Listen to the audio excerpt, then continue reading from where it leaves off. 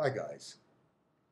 I may be one of the older people to be addressing you, having just recently celebrated my 75th birthday, and it's probably hard for you to even think about what it was like to be gay back in the 40s when I was a child.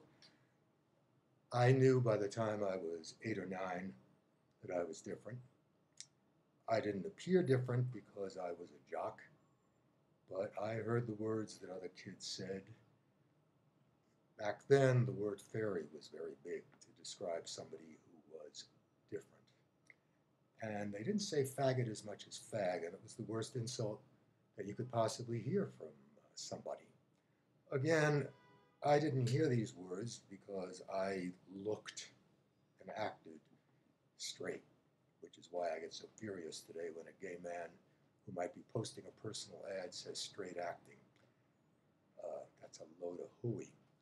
That's part of the garbage I want to talk to you about. Anyway, it was very hard being gay in those days because there were no role models. There was no Will and Grace. There was no brothers and sisters. There were no depictions of gay men or gay women in radio. We didn't have TV back then, or in film, and it was never mentioned in the press. And if so, it was guarded that certain men were arrested in a public place for lewd behavior. I didn't know what that meant. But I did know very early on, despite what some people say about kids not being sexual, I knew it was different and I was attracted to men. By the time I was in high school, I entered a very deep depression because I couldn't relate to the other young men and girls and boys because I knew of the difference. I couldn't speak out. I was incredibly alone. I came from a very lower middle class family, and at one time even thought I wanted to be a rabbi and prayed to God every night, maybe twice a day, to take this thing from me, this thing that I later learned was called being gay, because I just knew without knowing the words that it was wrong and that it would make for a very difficult life. High school was a horror when all the other boys were dating girls or they were going out in groups to bowling alleys. I did not participate. I didn't belong. And I didn't see any hope for myself in the future. I didn't think I could be anything or be anybody. And the depression got so bad that I created another fantasy life.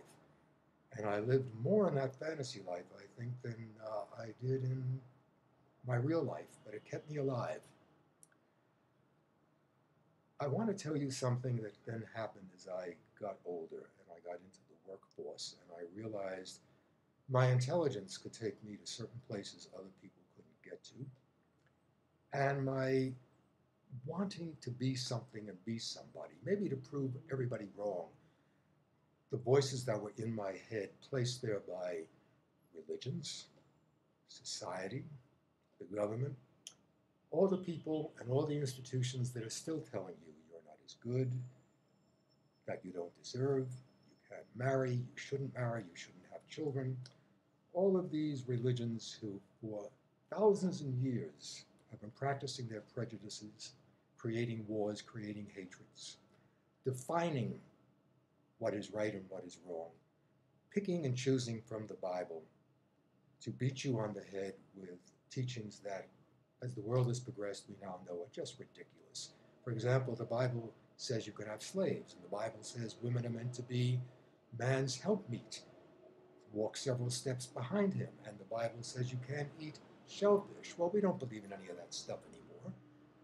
And it's cautions or warnings or condemnations of homosexuality may have belonged to a certain time, and also maybe the interpretations of men who were blinded by the truth by their own insecurities or by their own ignorance or by the need for tribes then to protect themselves.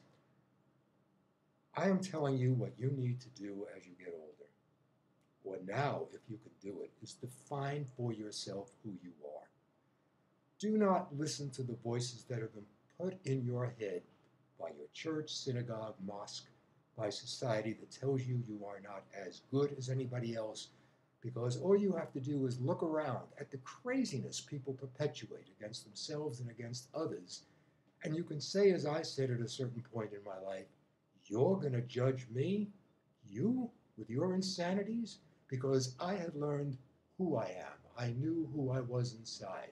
And I tell you, if you know you're a good person, if you know you're compassionate, if you know you're kind, if you know you're caring, if you know you have the capability of loving, nothing that anybody says should make any difference to you whatsoever.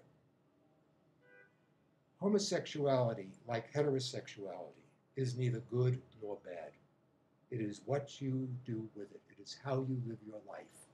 And if you're living your sexual life, as I hope you're going to live your regular life, where you're not hurting somebody, it can never be wrong.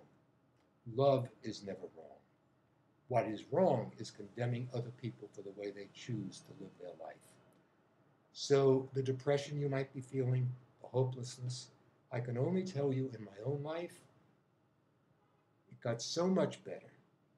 I wound up through my writing, winding up in Who's Who in the Northeast in America. I've won several awards from Psychology Today.